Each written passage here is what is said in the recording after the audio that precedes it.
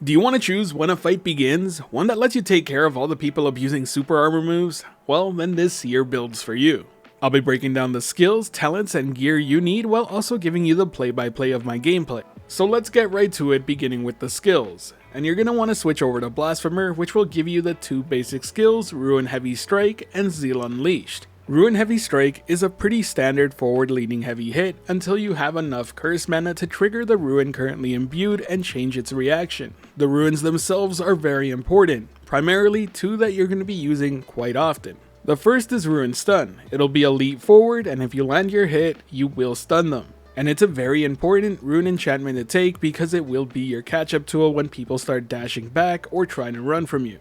The second rune enchantment you're going to want is Ruin Sweep, and this will be an essential part of your key combo, which I'll break down in just a bit. It's a forward-facing sweep that does a fair amount of damage, and that's really all there is to it. The third rune enchantment you'll select here is kinda versatile and up to your playstyle. I recommend Ruin Drain for PvE related content as it gives you a little bit of health back while dealing with mobs, but I would never use this in PvP, its range is awful. The second skill that comes with Blasphemer is Unleash Zeal, and this one's super important. It allows you to enter a state with increased attack and defense, with the downside being you no longer automatically recover cursed mana. This all may sound incredibly basic so far, and it kind of is, but when you combine it with the divine arts we're about to select, you'll start to see the vision. The first is the Thorn Sigil, which summons a circle around you that will briefly immobilize enemies stepping through it. That means they're slowed down quite significantly, not to mention they're taking damage over time. This means you have a much easier time not only landing hits, or your rune enchantments, but also being able to dictate how players move around a battlefield. You can block off entire pathways across, which means you can buy your teammates time because no enemy wants to willingly step in that zone. If they do, you can punish them for it, and they'll have to burn dodges to move through it at any sort of significant pace. But it gets better when combined with the second divine art, Impact Sigil.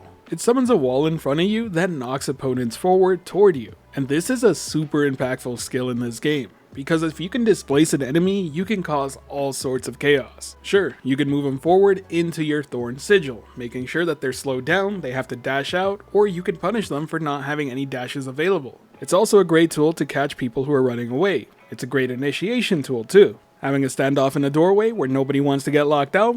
Then push them forward and don't give them a choice on who gets to go in. Do they have the high ground? Is a sorcerer punishing you from above? Well, then push them off the cliff and make the rest of their team panic and have to go in. These sorts of scenarios happen all the time in Mistfall Hunter, and being able to dictate how they play out makes your chances of winning way better. Now I want to clarify that this isn't the perfect tool. People can dash through it, and it will take you some time to learn how to land it properly. But once you do, you can use it at moment's notice and it will catch plenty of opponents off guard. Now let's get to the combo. It's very simple. You're going to want to use your Thorn Sigil, followed by your Impact Sigil, right into your Ruin Sweep. This does a ton of damage, and it can enable your team to jump on them and get somebody down extremely fast. It's a great initiation tool, it's a tool that will make bad players panic, and it will also produce a lot of misplays on the enemy side. If their team does decide to jump in, that's time for you to enable your Unleash Zeal. Not only does it give you increased attack and defense, but it will also be the perfect tool for punishing bad players who left click spam,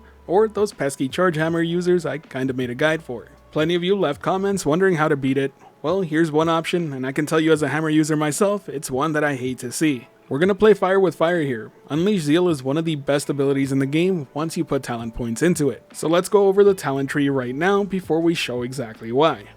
You're gonna want to pick up Ferocity for super armor during Unleash Zeal, Relentless to increase the duration of your Unleash Zeal, and Divine Power to get more cursed mana. Internal Injury will reduce their healing and movement speed. Mastery will make sure you get cursed mana back. Binding will reduce their dodge distance in your Thorns, and then Cutting Pain will give you true damage to your sweep. Last but not least, you're going to want to take Emergency Aid, so when you break away you get some cursed mana back as well. This layout makes it so you can have Zeal uptime as much as possible. Not to mention, your Thorns will reduce dodge distance, your Impact Sigil will also slow, making sure that they have a hard time getting out of your combo. I will point out that you can change the Ruin Sweep enhancement for the one for Ruin Stun, which will make you leap further. It's definitely more versatile as you have the increased leap distance to close gaps further or run away. But I do think it's a lot harder to land, so I rather opt for consistency myself. Now I do want to go back to the Unleash Zeal. With these talent point distributions, the super armor becomes the ultimate punishment tool for bad players.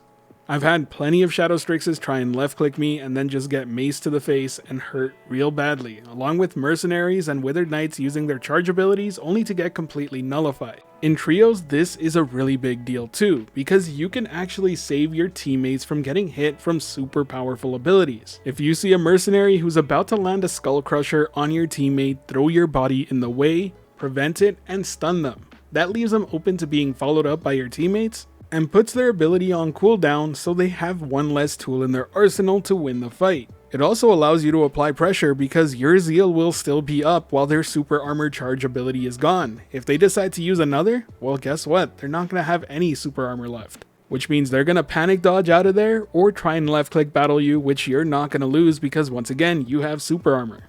Now outside of punishing bad players, being in your Unleash Zeal state is just strong overall. It's a great tool. But before we get to some gameplay play-by-plays, let's take a look at the gear sets that I recommend using. As a heads up, I'll be putting the codes down in the pinned comment below so you can import them into your game afterward. The blue gear set will focus on Stoic, Valor, Elusive, Blessing, and Aegis. Ideally, you have God's Brew available at this point, which will allow you to max out Stoic, Elusive, and Blessing while also giving you a good amount of attack damage bonus with Valor. The purple build will give you Stoic, Valor, Strife, Blessing, Elusive, and Aegis. Here you'll be able to max out Stoic, Valor, Blessing, and Elusive, with God's Brew enabling you to take some bonus points into Strife and Aegis for more attack and defense. For those starting out, I will put a code for a green build in the pinned comment, so feel free to check that out. But now let's take a look at the actual gameplay and give you the play-by-play of what I was thinking. In this case, we see a Mercenary hammer using charge attacks. I see that they're pushing in, so I'll place down Thorns. Using Unleash Zeal will make sure it nullifies their next charge attack and no damage is done. Since both their teammates are ranged characters, they're in a bad spot. Use Impact Sigil to push them back, apply some pressure, they're gonna dodge forward because that's where they're facing, hit them with a Ruin Sweep, some attacks, and then they're down. At this point, I'm taking a look at the situation. They're playing from ranged. I don't really have any gap closers that are that large. So the best case of action is just to execute the Mercenary here. Make sure that they have to make a choice, either go in and save them or turn around and run. And they decide to do the latter. So here is where you'll see how the gameplay is when you're chasing down an opponent and how Impact Sigil can really help. To save y'all some time, I'll speed up the footage here as we're chasing them. I do miss an Impact Sigil grab right here, which sucks, but it does happen. We keep chasing along until my cooldown is back up, and from here we can see Impact Sigil do its work. I do want to point out that if I would have used Ruin Sweep prior, this would have landed. That said, Thorns is big enough that it does affect their move speed, and as you can see how slow they moved, the teammates were able to catch up and nail him down. From there, I immediately changed my focus to the other Seer, follow up, and use another Impact Sigil. As you can see, Ruin Sweep doesn't miss, and this time takes about half their HP in one go. From here, I chase them down and then just start swinging when they're at a dead end until they fall over.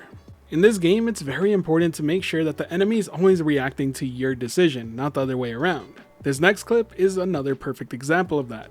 I see that they have the high ground, so I want to see who's brave enough to push against the edge. The Seer happened to do so, and got punished real bad for it. I used Thorns in the hopes that their teammates may consider jumping down. They don't, so I try to use an axe to get them off the ladder, sadly too slow. I do decide to push based on the fact that the Seer is half health, so they will have to heal. I am lucky the Shadow Strix missed his stun, and while they do just back away, I am more than glad to have a reset where we're now on even ground rather than them having a height advantage. Here is where they make a horrible mistake of going to a dead end.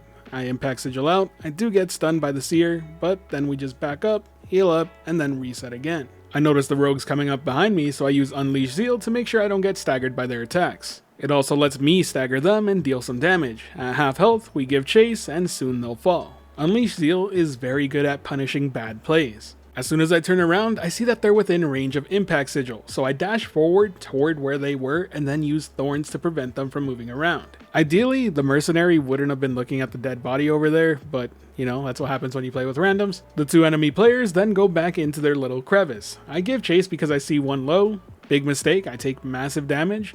Luckily, I am able to bail out to heal again. But from here, it's pretty much a waiting game. I want Thorns to come up, they're gonna be stuck in there, I can go in, use Thorns, and then play it out until they die. I essentially just want my cooldowns to be up. I'm waiting to see what happens, my teammates rush in, so that's a good time for me to go pop Thorns. Impact Sigil into the double sweep, knocks them out both, and they're done. The Seer is a really fun class to play, and I highly recommend doing so if you're interested in a character that can initiate extremely well. Either way, that's this guide wrapped up. If you enjoyed it, hit the like button. We want more like it, subscribe to not miss out. Feel free to share your feedback down in the comment section below. And as always, this has been Cruiser Base. And until next time, stay informed, skip the filler, and keep gaming.